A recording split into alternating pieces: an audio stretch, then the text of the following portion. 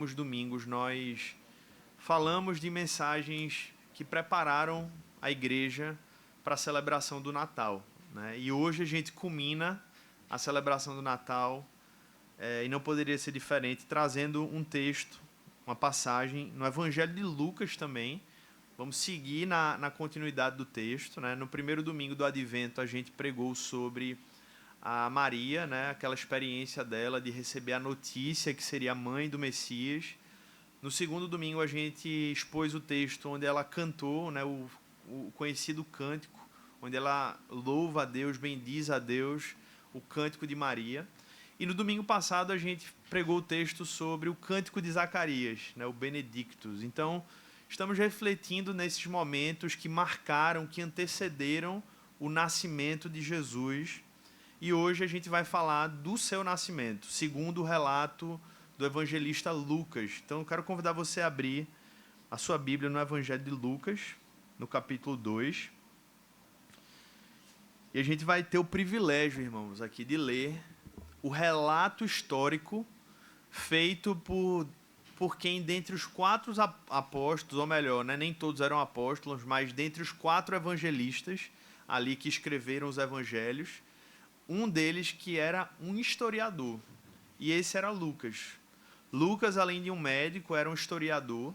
Então, quando ele escreve o relato do nascimento de Cristo, ele relata como mais do que apenas um evangelista. Ele relata como historiador. E é por isso que tem alguns detalhes aqui muito interessantes. Eu quero convidar você a ler conosco. Evangelho de Lucas, a partir do versículo 2 até o versículo 7. A palavra de Deus diz assim: naqueles dias foi publicado um decreto de César Augusto, convocando toda a população do império para recensear-se. O primeiro recenseamento foi feito quando Quirino era governador da Síria. Você vê os detalhes de um historiador, né? Ele detalha os eventos históricos e associa a outros governantes para que de fato não houvesse dúvidas de que aquele fato verdadeiramente aconteceu. Ele queria deixar os leitores a certeza de que aquele fato poderia ser comprovado. Por isso ele cita que foi no governo de César Augusto e quando Quirino era governador da Síria. Ele cita elementos históricos para que nós hoje pudéssemos olhar para esse texto e dizer, de fato, isso aconteceu naquele momento, de fato isso pode ser comprovado. E ele continua dizendo, todos iam alistar-se, cada um à sua própria cidade. José também saiu da Galileia, da cidade de Nazaré, e foi para a Judeia, até a cidade de Davi, chamada Belém, por ser ele da casa e da família de Davi, a fim de alistar-se com Maria, sua esposa, que estava grávida. Versículo 6. E aconteceu que, estando eles ali, chegou o tempo de ela ter a criança. Então Maria deu à luz o seu filho primogênito. Se é o primeiro filho, significa que tiveram o quê depois? Outros, né? Então, mais um elemento aqui que mostra como a doutrina católica sobre Maria não tem embasamento bíblico, né? O evangelista Lucas fez questão de registrar que ele era o primogênito, logo, ou depois de Jesus, tiveram outros filhos que nasceram por meio de Maria. Enfaixou o menino e o deitou numa manjedoura, porque não havia lugar para eles na hospedaria. Vamos orar, meus irmãos. Feche seus olhos. Senhor Deus e Pai, que privilégio, Senhor, estarmos aqui no banquete da graça, no banquete do reino, que é a comunhão dos santos, e especialmente agora, no banquete do reino, por meio da exposição das Sagradas Escrituras, Senhor. Uma experiência que homens e mulheres de Deus vivenciam há mais de 2.000 anos de história, na verdade, há 4.000, 5.000, 5.000 anos de história, quando o povo, até o povo hebreu ali, se reunia para ouvir a exposição da santa palavra de Deus. Que nessa manhã, Senhor, manhã de Natal, onde a cristandade, o povo de Deus ao redor do mundo, 1 bilhão de pessoas, celebram e se recordam do nascimento de Jesus, que possa impactar as nossas vidas aqui também, que nessa parte do corpo, que nessa comunidade local nós sejamos encorajados pelo Espírito Santo, fortalecidos em nossa fé, corrigidos em nosso caminho, mas especialmente, Pai, possamos ser mais parecidos com Cristo por meio do que vamos ouvir e aprender nessa manhã através da Tua sagrada palavra, Senhor. Tem misericórdia das nossas vidas e graciosamente visita o Teu povo, Pai. Visita a Tua igreja com a Tua santa presença. É o que nós oramos e pedimos em nome de Jesus. E toda a igreja possa dizer amém. Amém, amém, meus irmãos. Existem eventos que marcam a história. Se você gosta ou já gostou um dia de estudar história, você sabe talvez algumas datas que gravaram e marcaram a sua mente. Por exemplo, nós sabemos que na história recente a queda do Império Romano em 476 depois de Cristo foi um marco significativo que mudou muita coisa no mundo que existia e no mundo que passou a existir. A queda de Constantinopla em 1453, a Reforma Protestante em 1517, que eclodiu ali com Martinho Lutero pregando as 95 teses em Wittenberg. Mais recente ainda, não podemos negar a influência do Iluminismo. Podemos discutir o quanto isso foi bom ou ruim, né? Quem estava no acampamento recente lembra disso, mas indubitavelmente, ou seja, sem dúvidas, foi uma marca para o mundo e muitas coisas mudaram de lá para cá. E no século passado, sem dúvida alguma, o evento mais marcante da história, que mais mexeu na conjuntura social, política, econômica, foram as duas grandes guerras mundiais. 1914 a 1918 e 1939 a 1945. Né? Se não sabia essas datas, você deveria decorar, memorizar, porque foram duas grandes divisões no século passado. E pouco depois, na corrida espacial, né, o homem, alguns discutem, duvidam que pisou a Lua, né, mas de fato ele pisou a Lua, isso aconteceu em 1969. E de algum modo isso foi um grande marco, porque foi um impacto na perspectiva do poder do homem em relação à tecnologia, aos avanços. E talvez você carregue com você mesmo eventos particulares que marcaram a sua vida, né? Ou eventos de grandes proporções que você lembre do dia, você lembre do ano. Eu lembro que, particularmente para mim, dois eventos a nível mundial foram muito marcantes, né? Um deles foi o atentado às Torres Gêmeas. Eu lembro, eu era criança ainda, mas eu lembro, aquilo foi tão forte para mim, né? Nunca tinha ouvido nada parecido com isso. Que eu lembro do dia, da hora, onde eu estava, o que eu estava fazendo, sem entender muito bem que aquilo poderia sequer existir, né? Um avião derrubar um prédio. Né? Eu lembro também, ainda criança, a conquista do Brasil, do Penta, né, campeonato. Primeira Copa que eu acompanhei, de perto, ali, acordando de madrugada. Então, existem eventos que marcam de fato a história e alguns que particularmente marcam as nossas vidas. Mas, irmãos, nenhum deles pode ser comparado com o evento específico que ocorreu há 2000 anos atrás, que é o nascimento do Senhor Jesus. Não é à toa, de fato não é à toa, que após o seu nascimento o mundo passou a ser dividido entre o antes de Cristo e o depois de Cristo. E por isso não é à toa nós celebrarmos nessa manhã, pararmos intencionalmente como igreja, como povo de Deus, que foi marcado e é marcado por essa história para dizer, Senhor, nós queremos nos colocar nesse momento, queremos rememorar esse evento, queremos dar significado hoje a essa experiência que aconteceu há milhares de anos atrás. Porque, sem dúvidas, irmãos, esse é o evento que mais marcou a história da humanidade. O momento em que o Deus Criador do mundo, pela primeira vez, pisou enquanto homem na nossa realidade. Você consegue dimensionar o significado disso? A gente para imaginar, né, nas grandes corporações. Imagina que um presidente de uma grande corporação multinacional, ele chega a botar o pé dele no chão de uma fábrica para inspecionar algo. Você imagina que algo muito sério, né, deve estar acontecendo ali para ele dar aquele passo. Você imagina o dono de uma grande construtora, né, como temos aqui no Brasil, grandes construtoras dizendo, não, eu vou precisar fazer uma visita àquela obra para inspecionar, porque tem um problema muito sério. Você deve imaginar que o problema não é pequeno. Agora imagina nós imaginarmos como de fato aconteceu, o Deus criador dos céus e da terra tendo não apenas que botar o pé no nosso mundo, mas tendo que se revestir de um pé, porque antes ele era espírito, né? Deus é espírito. Mas houve um momento que ele precisou encarnar algo que antes na história não havia acontecido. Deus se fazendo homem. É isso que o Natal nos lembra. E é isso que nós lemos segundo o relato do evangelista Lucas.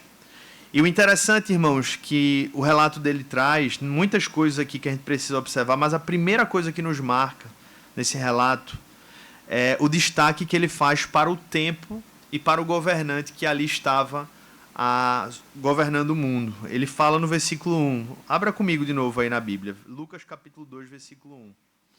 Naqueles dias foi publicado um decreto de César Augusto. Lucas não colocou isso aqui por acaso, porque ele estava sem ter o que escrever.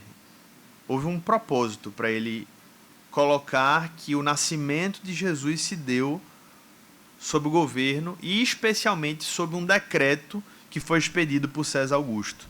Primeira pergunta que você precisa se fazer é quem foi César Augusto? César Augusto, ele foi conhecido originalmente, o seu nome original era Caio Otávio, e ele era conhecido antes de ser imperador, ou seja, até 27 a.C., popularmente como Otaviano. Esse homem se tornou imperador em 27 a.C. Mas antes disso, ele teve uma história muito importante que a gente precisa entender. Ele era sobrinho neto de Júlio César, talvez um dos homens mais conhecidos do Império Romano. Ou seja, a Átia, que era a mãe de Otaviano, era a irmã de Júlio César. Ou seja, Júlio César era o tio-avô de Otaviano, que mais tarde viria a ser chamado de César Augusto, como Lucas relata no capítulo 2. E Júlio César praticamente o criou e o tratou como um filho. E é por conta disso, irmãos, que ele se tornou um sucessor natural, recomendado por Júlio César para substituí-lo na condução do Império Romano, né? Quando Júlio César foi assassinado em 44 a.C., Otaviano descobriu em seu testamento que Júlio César havia designado ele como filho e herdeiro de César. E aí ele mudou o seu nome para Caio Júlio César. Só que no meio dessa história, alguns problemas aconteceram. Uma irmã de Otaviano casou-se com Antônio, que era um dos líderes e governantes de Roma. E esse Antônio teve um evento aí na história muito marcante, porque ele se uniu a Cleópatra, né, dispensa comentários, a rainha do Egito, e esse homem, Antônio, começou a desdenhar dos interesses de Roma em favor dos interesses de Cleópatra e do próprio Egito. E aí gerou uma batalha interna em Roma, e de fato essa batalha naval, chamada Actium, gerou um embate entre Antônio e Otaviano. E depois da vitória de Otaviano, ele foi finalmente nomeado pelo Senado romano como o César, como um rei praticamente. E daí ele se tornou César Augusto. Então aquele que antes era Caio, depois se tornou Otaviano, chamado assim, muito em breve se tornaria o César Augusto, porque a partir de então ele se tornou o governante e o verdadeiro e primeiro imperador de Roma. E é exatamente diante dele que Lucas faz questão de registrar que nasceu o nosso Senhor e Salvador Jesus. Foi diante do governo de César Augusto, o primeiro imperador romano, que veio a nascer o nosso Messias. Ou seja, Cristo nasceu sob o governo do primeiro imperador romano, um dos maiores impérios da história do mundo. Irmãos, nós vemos que nada disso é por acaso, porque Paulo certa vez disse na carta aos Gálatas que Jesus nasceu em um momento da história muito particular, Que momento é esse? Na plenitude dos tempos. Não haveria um melhor momento, nem um momento mais adequado para que Cristo nascesse, que não fosse aquele exatamente que ele nasceu. Não foi por acaso, não foi uma coisa aleatória, foi tudo planejado por Deus. E quando se avalia o que aconteceu ali pós, especialmente o governo de César Augusto, duas coisas muito importantes foram relevantes para a vinda do Messias nesse momento. Primeiro, César Augusto foi um dos grandes propulsores daquilo que viria a ser conhecido como a Pax Romana, que dizia assim, ó, deixa cada nação viver do seu jeito, o que importa é que eles paguem tributos a nós. Então essa foi a grande visão de César Augusto, que fez com que eles expandissem o império com relativa paz em relação aos povos dominados. E por que isso foi importante para a fé cristã, irmãos? Porque foi exatamente essa realidade que permitiu que Paulo, Pedro e o time apostólico viajasse com certa liberdade para fazer e cumprir a sua missão, de modo que o evangelho se espalhasse de um modo incompreensível ao ser humano. Mas houve um segundo elemento muito importante aqui, que tem a ver com o texto que a gente leu. Porque foi exatamente sob o governo de César Augusto que ele fez um dos primeiros censos do Império Romano. E foi esse censo convocado pelo Império Romano, que tinha como objetivo 2 pontos. Entender como eles poderiam arrecadar mais tributo, eles precisavam do número de pessoas para poder tomar essa decisão, e especialmente saber quais seriam as pessoas passíveis de serem alistadas no exército militar de Roma, que tudo que estava arquitetado no plano bíblico pôde se consumar. Como assim? Irmãos, quando César Augusto convoca um recenseamento, o recenseamento precisava ser feito nas cidades natais, na cidade natal de cada um. E José, sendo um descendente de Davi, ele precisava ir para onde? Para a cidade do seu ascendente Davi. E qual era a cidade de Davi? Belém, que é conhecida também como a cidade de Davi.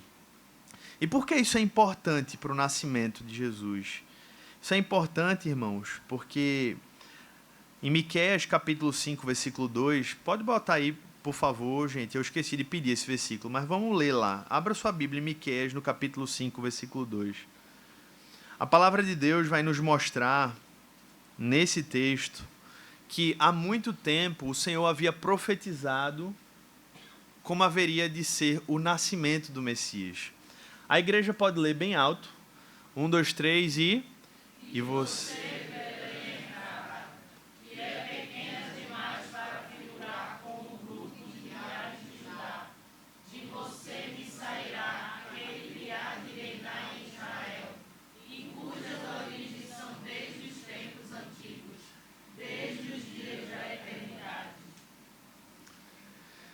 Deus havia profetizado, por meio do profeta Miqueias, que o nascimento do Messias, do Santo de Israel, seria em Belém. Ele viria daquela cidade, tal qual veio Davi e tal qual veio José. E isso, irmãos, nos traz uma lição muito clara aqui, né? Talvez esse seja o primeiro impacto que Lucas quis que nós entendêssemos ao ler a palavra de Deus hoje. Ele fez questão de descrever que sob o governo de César Augusto, o homem mais poderoso do império, o homem mais poderoso do mundo à época, Deus fez com que todas as coisas acontecessem para que uma profecia dele há milhares de anos atrás se cumprissem. Deus fez com que José saísse da sua terra e fosse para Belém, a cidade onde ele nasceu, no exato momento, irmãos, em que Maria daria à luz. Uma semana antes, uma semana depois, talvez eles já tivessem de volta a casa. E Jesus não teria nascido em Belém. E o que é que isso nos ensina? Isso nos revela, irmãos, um Deus soberano. E eu sei que você conhece e sabe que Deus é soberano. Mas quando nós nos deparamos com histórias como essa, com eventos como esse, isso traz à nossa memória de um modo real, tangível, dentro de uma história, dentro de um fato, que de verdade, que, sem dúvidas, a gente serve a um Deus que tem o controle de toda a história. E a prova disso, irmãos, é que ele não apenas controla histórias mais simples de ser controladas, como talvez a minha e a sua. Pessoas que talvez parecia mais fácil ele intervir. A Bíblia está mostrando para a gente que ele conduziu a história do próprio homem mais poderoso do mundo e fez com que aquele homem expedisse um decreto no momento em que ele precisava ser expedido, para que os planos de Deus se cumprissem do modo que ele havia planejado. Portanto, eu quero lembrar para você que o nosso Deus é soberano. E não existe nada e nem ninguém que possa se opor a Deus. Não existe nada, irmão, nem ninguém que possa escapar das mãos de Deus. Não existe nenhuma situação que fuja daquilo que Deus, em última instância e na sua incompreensível sabedoria, possa ser pego de surpresa. Deus sempre está no controle da história. E é isso que essa história nos lembra, irmãos. E isso é importante que nós possamos lembrar, porque o mundo todos os dias nos tenta, o nosso coração pecaminoso todos os dias nos tenta, e o inimigo das nossas almas todos os dias nos tenta a dizer assim: tá vendo que não vai dar certo? Tá vendo que Deus não está olhando para você? Tá vendo que Deus esqueceu da sua história? Tá vendo que você está sozinho nesse mundo? Tá vendo que Deus não está ouvindo as suas orações? Tá vendo que a sua história é muito pequena para que Deus se importe com ela? E aí o Senhor olha para nós e diz assim: se Deus é capaz e poderoso o suficiente para controlar a história e para controlar a vida do homem mais poderoso do universo, quanto mais as nossas, irmãos. Portanto, o grande convite desse primeiro ponto aqui, que o Senhor nos ensina através da sua palavra, é para que nós possamos entender. Se você chegou aqui desesperado, vivendo uma situação que parece não ter saída, enfrentando uma luta que você não sabe mais como encontrar forças para batalhá-la, eu quero lembrá-lo que em Deus, nesse Deus, revelado nas Escrituras, você pode encontrar descanso. Nesse Deus que se revela como um Deus soberano sobre tudo e sobre todos, você pode descansar a sua alma, porque não existe nada nem ninguém que possa se opor a Deus e aos seus planos. Amém, meus irmãos? Eu não tenho como dizer a você como vai ser o futuro. Na verdade, a Bíblia condena a necromancia, a adivinhação. E, infelizmente, a gente tem visto isso muitas vezes como uma busca incessante, às vezes dentro da igreja. E a Bíblia sempre condenou isso, porque diz assim: o futuro a Deus pertence. A cada dia é o seu próprio mal.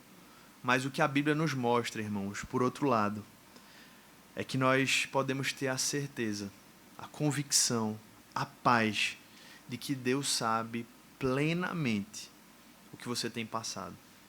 Em segundo lugar, nada, nem no pior dos vales, nem no mais profundo abismo, Deus perdeu o controle dessa situação. E por fim, se você de fato está agarrado com Cristo, se de fato Cristo é o seu Senhor e seu Salvador, você pode ter a paz, meu irmão e minha irmã. Como o próprio Senhor nos ensinou em sua palavra, que Ele está fazendo todas as coisas cooperarem para o bem daqueles que o amam e de que são chamados, são vocacionados segundo a sua vontade.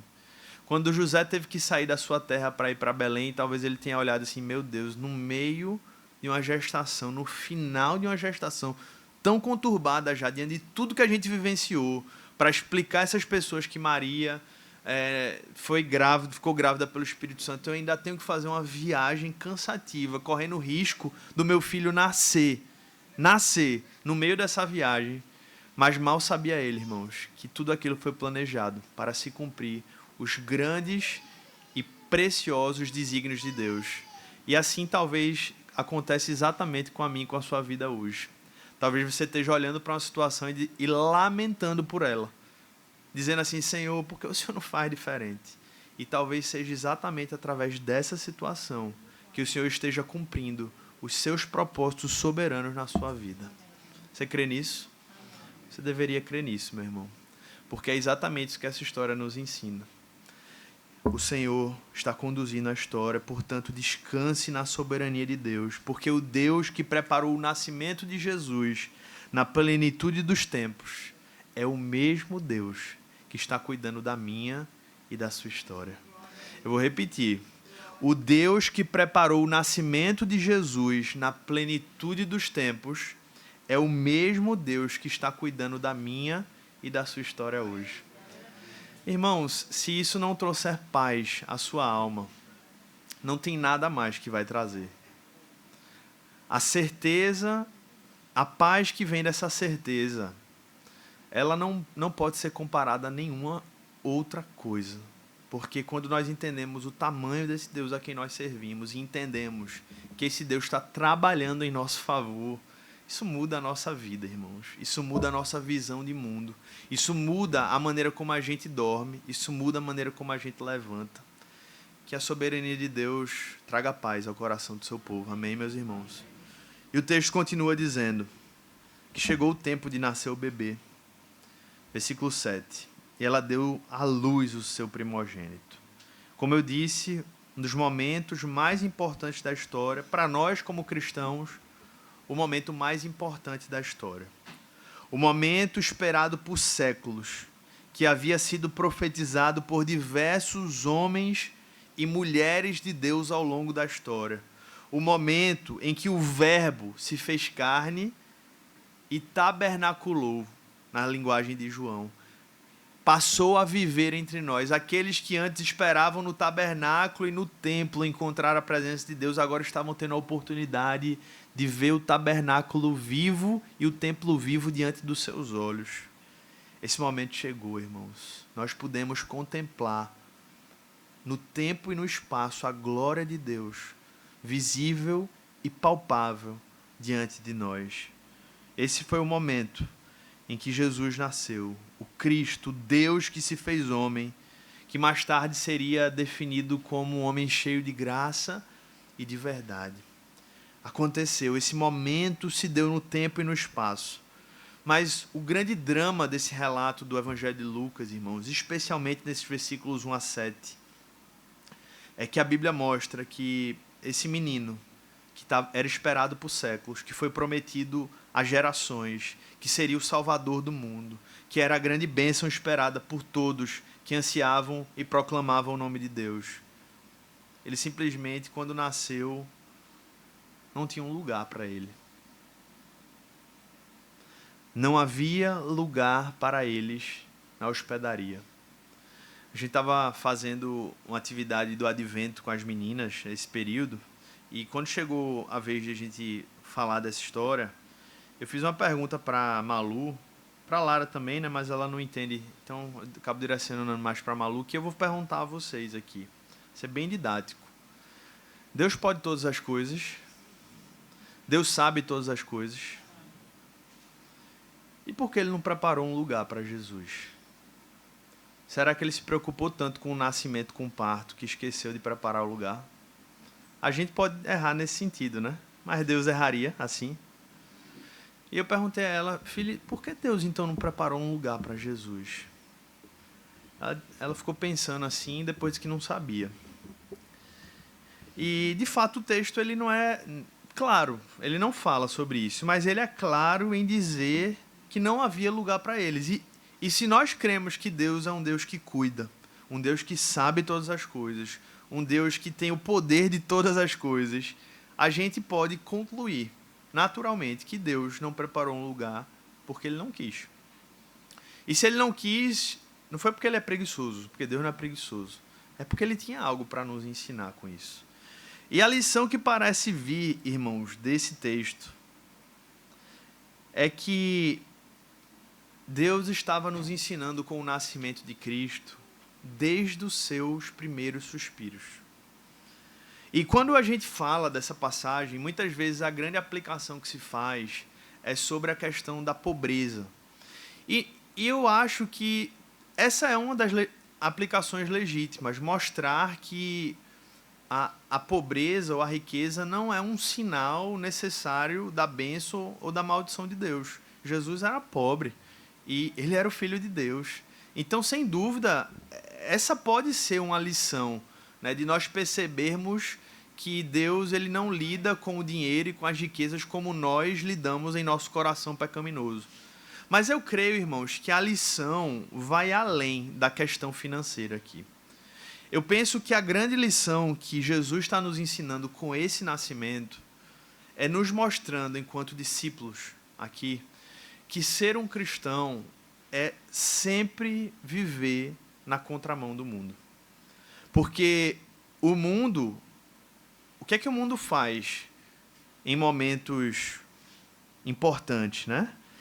O mundo, num lugar como esse, daria tudo ao Senhor, daria tudo àquele rei, né? Todo rei seria imaginado nascendo em berço de ouro, tendo toda a sua vinda preparada, né? Tendo tudo aquilo preparado. Não precisa nem falar de rei. Para pensar nos nossos filhos, né? Quando eles vão nascer na maternidade. No terceiro, a gente não preparou muito, não. Mas no primeiro, a gente ainda prepara, né, as coisas. No terceiro, em Timóteo, nem plaquinha de maternidade chegou a tempo lá. Mas no primeiro, vamos falar do primeiro aqui. O primeiro, a gente sempre dá aquele capricho, né? Faz aquela decoração na maternidade, se organiza com 5 meses de gestação, o quarto já está pronto, né? O de Timóteo ainda está quase pronto lá. Graças a Deus a gente recebeu uns presentes abençoados, mas o que dependia dos pais é que a gente segurou um pouco. Eu não vou falar do terceiro filho, não. Eu vou falar do primeiro. Vamos falar do primeiro. O primeiro a gente dá tudo do bom e do melhor. Imagina quando a gente fala do nascimento de um rei, de um salvador. Mas não é isso que acontece, irmãos. É exatamente o oposto. Deus intencionalmente deixa o nascimento de Cristo parecer desorganizado. E como eu disse, irmãos, eu creio que o grande propósito de Deus aqui é nos ensinar que aqueles que desejam seguir o caminho de Cristo, que já começou nos ensinando desde o seu nascimento, precisam andar na contramão do mundo. O mundo esperava daquele momento um momento de glória, de grandes honras, provavelmente de muitos recursos investidos, mas Deus deixa que Jesus nasça quase que no improviso. E isso chega aos nossos corações hoje, nos lembrando, meus irmãos, que quando o reino de Deus invade as nossas vidas, tudo começa a mudar. Tudo. A nossa visão sobre quem é Deus, em primeiro lugar, muda. Nós agora passamos a honrá-lo, temê-lo, respeitá-lo e, ao mesmo tempo, desejar estar com ele. Nós mudamos a nossa visão sobre quem nós somos. Antes de encontrar com Deus, com o Senhor Jesus, a gente se achava o dono do mundo. A gente se achava extremamente capaz, extremamente digno, éramos extremamente cheios de nós mesmos. Antes de encontrar com Cristo, a gente estava indo nos padrões do mundo e acreditando, não, casamento é assim mesmo, vai num dia, volta no outro, a gente desfaz de qualquer maneira. É assim mesmo, é assim que funciona a família, é sem muita intencionalidade. Não, família, o que importa é o meu trabalho, né? As mulheres dizendo, meu marido é o meu trabalho. E a gente vai pensando desse jeito, a gente vai acreditando dessa maneira.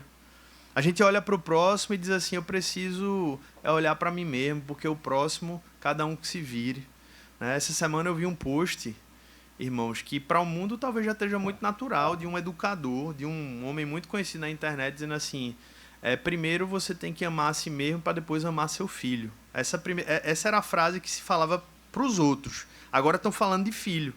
E a Bíblia, irmãos, quando fala sobre isso não é bíblico, esqueça. Se você está ouvindo isso e você está alimentando na sua alma que você precisa primeiro se amar, isso não é bíblico. Sabe por quê? Por um motivo muito simples. Nós não precisamos de incentivo para nos amar. Você já se ama o suficiente. Você já é cheio de amor por você mesmo. Eu entendo o que essa pessoa quer falar, é dizer assim, tipo, você tem que se cuidar para você poder cuidar do outro. Eu entendo a ideia, mas o espírito dessa coisa não é bíblica. Porque nós não precisamos que ninguém nos ensine a nos amar, porque nós já nos amamos o suficiente. É por isso que Jesus não ensinou. Em nenhum momento da Bíblia, Jesus mandou que o homem se amasse a si mesmo, porque ele conhece o nosso coração. E ele sabia que nós já nos amamos naturalmente. Não precisamos. Ah, pastor, mas tem gente que tem baixa autoestima. Baixa autoestima é amor a si próprio, disfarçado de autopiedade, irmãos. A baixa autoestima é um pecado igual à autoestima. O único meio de você viver uma vida para a glória de Deus é quando sua estima está centrada em Cristo. Amém, meus irmãos? Então, a nossa visão do próximo muda, né? É você olhar para o próximo e dizer, eu já me amo o suficiente. Tudo que eu conseguir para fazer amar o próximo vai ser bênção na sua vida, porque o seu coração acorda pensando em quem? Em você. O seu coração dorme pensando em quem? Em você. Você pode ter 15 filhos, você vai ter um tempo mais acelerado para dar conta deles, mas você vai continuar pensando em você mesmo. Então, não caia nessa. Não acredite nessa ideia que o mundo tem propagado de que a gente tem que ficar só pensando em si mesmo, porque nós já sabemos muito bem como pensar na gente mesmo. E é por isso que Jesus, em nenhum momento, nos ensinou. Ele só disse assim, ame o próximo como a si mesmo, porque ele já dizia assim, vocês já sabem se amar a si mesmo muito bem. Eu não preciso ensinar isso para vocês, não. Isso já é natural. Por isso que nós precisamos ter uma visão pelo próximo, irmãos, guiada pelo Evangelho. O trabalho, o estudo, nós entendemos à luz das Escrituras que o trabalho é para a glória de Deus. O trabalho vai ser para o meu sustento, amém. Deus vai me manter através do meu trabalho. Mas eu não trabalho apenas para manter a minha casa. Eu trabalho para a glória de Deus. Então, irmãos, quando o reino de Deus entra na nossa história, tudo começa a mudar, tudo vira de ponta cabeça. Isso que eu falei aqui hoje, se eu falar na internet, eu vou ser bloqueado, cancelado na hora. Porque vão chegar os testemunhos, aí vão começar a testemunhar. Não, porque eu passei a minha vida toda servindo e agora está na hora de ser... Eu vou ver os comentários vez ou outra e eu fico impressionado, irmãos, porque as pessoas começam a usar suas justificativas, que foram muitas vezes frustrantes, para querer modificar a visão das Escrituras. Então, nós precisamos entender que quando o reino de Deus entra numa vida, meus irmãos, tudo vira de ponta cabeça. O que é que vocês acham que Jesus ouviu de muitos quando ele disse assim, ó, se derem uma face, dá outra? Você acha que ele foi aplaudido por muitos? A grande maioria olhava para ele assim, esse homem, essas palavras aí... Os discípulos, certa vez, quando Jesus falou sobre casamento para eles, olharam para Jesus e disseram assim, Senhor, se é desse jeito, é melhor não casar. Aí Jesus disse, vocês que vão decidir, mas é assim, casamento é desse jeito. Então, quando o reino de Deus entra nas nossas vidas, irmãos, tudo vira de ponta cabeça. E é isso que Jesus está nos ensinando no seu nascimento.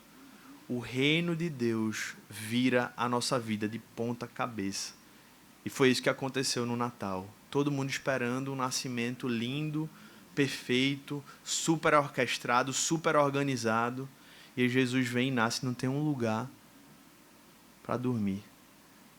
O reino de Deus subvertendo todas as coisas.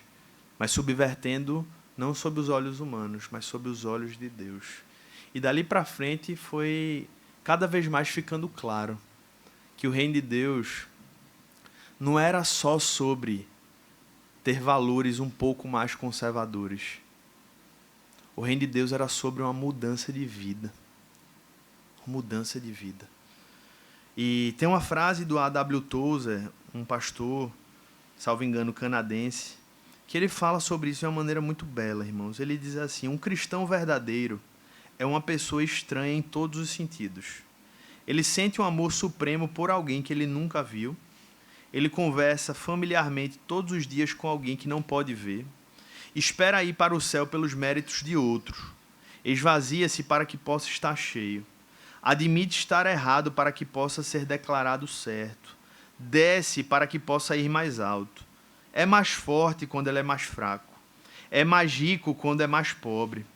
Mais feliz quando se sente o pior. Ele morre para que possa viver. Renuncia para que possa ter. Doa para que possa manter.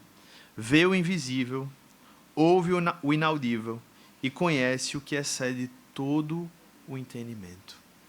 É isso que o reino de Deus faz nas nossas vidas, irmãos. E é isso que Jesus mostrou com o seu nascimento. Desde que ele nasceu, ele já chegou dizendo assim, ó, o meu reino não é desse mundo. Então, se você é um cristão, hoje você precisa renovar o seu compromisso com Deus, dizendo assim, Senhor, eu estava me amoldando demais ao padrão desse mundo. Tira esse mundo de mim, Senhor. Tira o pensamento desse mundo. Tira a maneira como esse mundo faz negócio da minha vida. Tira a maneira como esse mundo lida com família, com casamento, com criação de filhos, com dinheiro. Senhor, que o teu reino venha sobre nós. Que o reino de Jesus que foi inaugurado com a sua vinda venha cada vez mais sobre o seu povo. Precisamos deixar o nosso reino, irmãos, para que cada dia mais o reino de Deus tome as nossas vidas. Amém? E por fim, algo que nós não poderíamos deixar de falar nessa passagem é que, como eu disse, nessa mesma ideia do que a gente tem falado aqui, essa passagem ela é muito forte porque não reflete apenas algo sobre como Deus lidou com o nascimento de Jesus, mas se nós pararmos para pensar, a gente percebe aqui uma grande insensibilidade das próprias pessoas que certamente ali viram toda aquela situação de uma mulher dando à luz e não deram qualquer assistência àquela mulher. Nós, sempre que falamos de pessoas que são homenageadas ou exercem algum tipo de autoridade, elas sempre são tratadas, muitas vezes, com algum tipo de cuidado ali, com atenção. Nós tivemos um evento agora da Zoe e nós fomos homenagear alguns pais, os pais que chegaram logo no início da Zoe, antes da escola começar.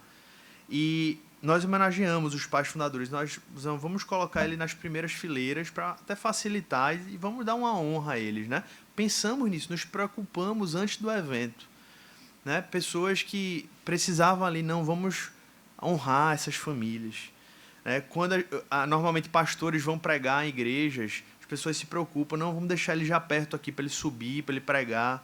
E aí eu fico parando para pensar, irmãos, se nós que somos pecadores e falhos costumamos dar honra, né, a pessoas, o quanto não deveria ter sido dado de tratamento ao Deus encarnado entre nós.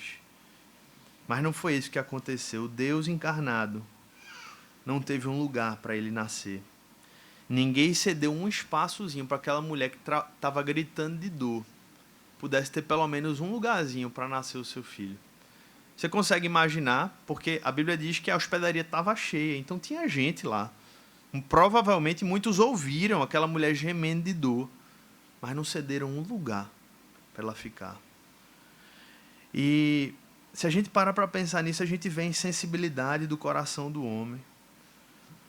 A insensibilidade de não ter parado para arrumar pelo menos um espaço para que aquela criança pudesse passar os seus primeiros momentos de vida. E enquanto eu preparava essa mensagem, irmãos, pensando no quão horrível foi imaginar que Deus encarnado, e especialmente ali uma mulher dando à luz em sofrimento, teve que colocar o seu filho numa manjedoura, no estábulo, ou seja, Jesus ficou literalmente no lugar onde o boi e a vaca comiam, gente, é isso. Botaram um paninho ali talvez, mas ele foi colocado no lugar onde o boi e a vaca comiam seus alimentos. E enquanto eu preparava essa mensagem, eu fiquei pensando que isso nos choca de alguma maneira, mas que o último ponto que a gente deveria refletir aqui hoje é que muito pior que Jesus não ter encontrado um espaço para ser acomodado após o seu nascimento, sem dúvida alguma, são as vidas, irmãos, que hoje estão tão cheias de si, que não possui espaço para que Jesus nasça nesses corações. Às vezes a gente fala sobre o convite ao arrependimento apenas sob uma ótica de tipo assim, você precisa de Jesus. Sem Jesus, sua vida não vai ter sentido. E é claro que essa é uma mensagem do Evangelho. Mas, de algum modo, a mensagem do Evangelho, ela também tem um impacto sob outra ótica. É dizer assim, Jesus fez tudo isso por você e você tem um coração fechado para Jesus.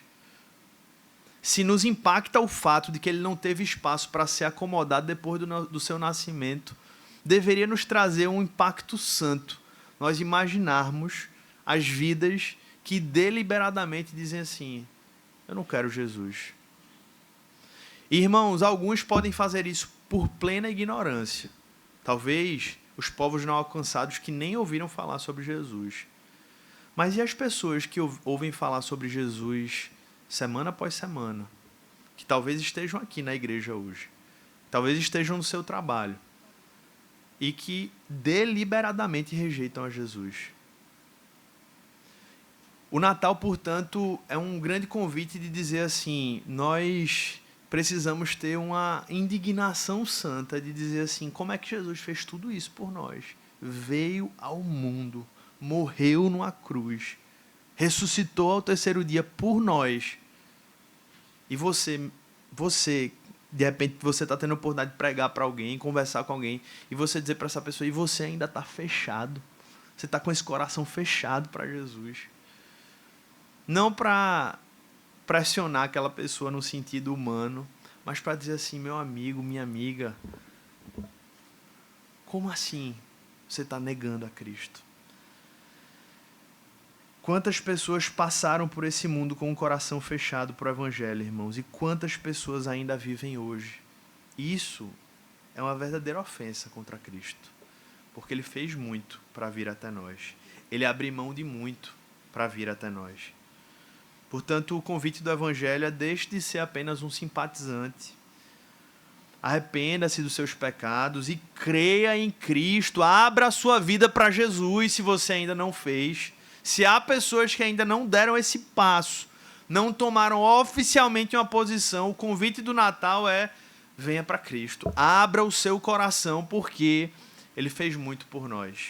Ele se sujeitou a muita coisa por nós. E, irmãos, eu creio que essa mensagem ela também alcança até aqueles que já conhecem a Cristo. Sabe por quê? Porque o próprio Jesus deixou uma mensagem para pessoas que até já professam a Ele. E essa mensagem foi explicitamente deixada por ele no livro de Apocalipse, no capítulo 3. Você pode abrir comigo. Apocalipse, no capítulo 3. Ele está falando aí, nessa passagem que tipicamente se usa para não crente, mas que ele está falando com crente. Vai lá no versículo 20. A gente vai ler o texto todo, mas vamos no versículo 20. Você já deve ter usado essa frase aí para evangelizar pessoas, não é verdade? Eis que estou à porta e bato. Se alguém ouvir a minha voz e abrir a porta, entrarei em sua casa e cearei com ele e ele comigo. Mas Jesus está falando nessa frase aí com crente. Ele não está falando com não crente, não. E eu quero ler esse texto para que o Senhor possa falar conosco. Sabe por quê, irmãos? Porque, infelizmente, existem pessoas que podem ser discípulos ou discípulas de Jesus, mas que estão vivendo como essas pessoas a quem Jesus se dirige aí nesse capítulo de Apocalipse. Poderíamos dizer que são cristãos que estão fazendo pouco caso do Senhor Jesus e que estão desperdiçando o Natal vivendo dessa maneira. Leia comigo. Apocalipse no capítulo 3, versículo 14, uma exortação de Cristo à igreja de Laodiceia, que talvez seja a algumas pessoas aqui. Estas coisas diz o Amém, a testemunha fiel e verdadeira, o princípio da criação de Deus. Conheço as obras que você realiza, que você não é frio nem quente. Quem dera você fosse frio ou quente. Assim, porque você é morno e não é nem quente nem frio, estou a ponto de vomitá-lo da minha boca. Você diz: sou rico, estou bem de vida e não preciso de nada. Mas você não sabe que é infeliz. Sim, miserável, pobre, cego e nu. Aconselho que você compre de mim ouro refinado pelo fogo, para que você seja de fato rico. Compre vestes brancas para se vestir, a fim de que a vergonha de sua nudez não fique evidente, e colírio para ungir os olhos, a fim de que você possa ver. eu repreendo e disciplino aqueles que amo.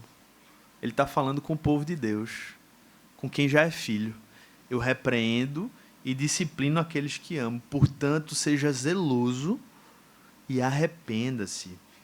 Eis que estou à porta e bato. Se alguém ouvir a minha voz e abrir a porta, entrarei em sua casa e cearei com ele e ele comigo. Ao vencedor darei o direito de sentar-se comigo no meu trono, assim como também eu venci e me sentei com o meu Pai no seu trono.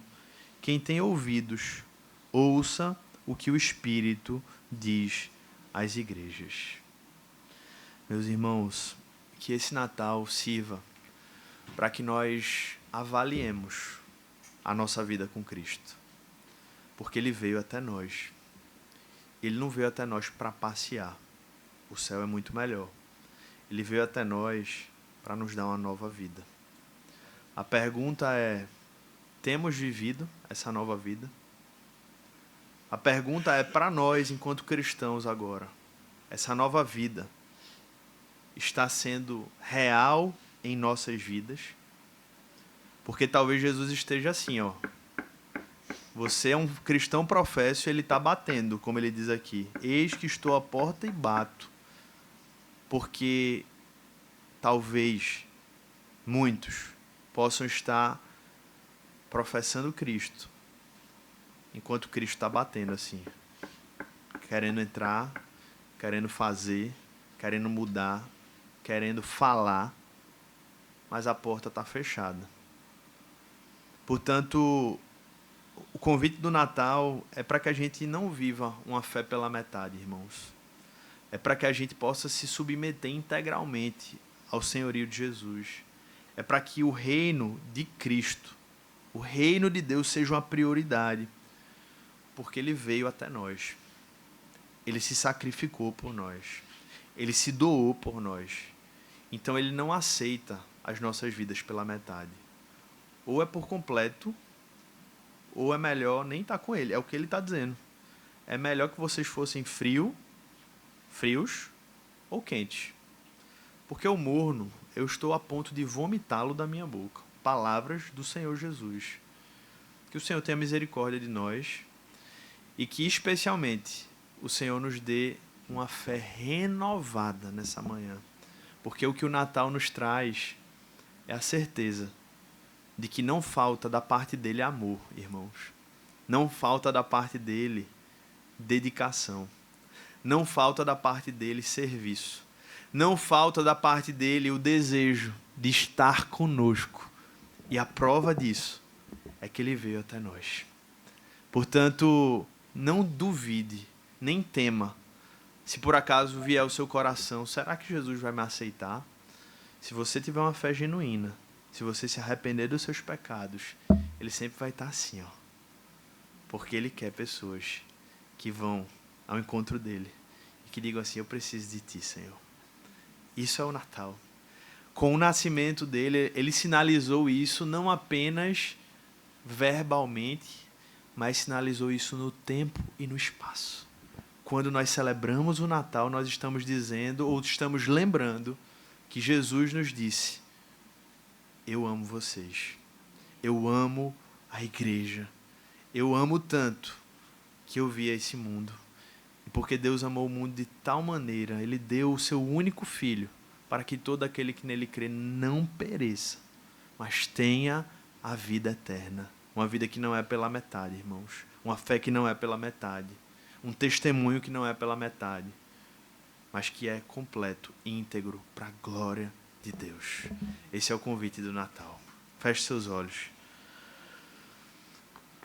Te louvamos, Senhor. Te agradecemos, Pai, porque diante do nascimento do Filho, gratidão brota em nosso coração.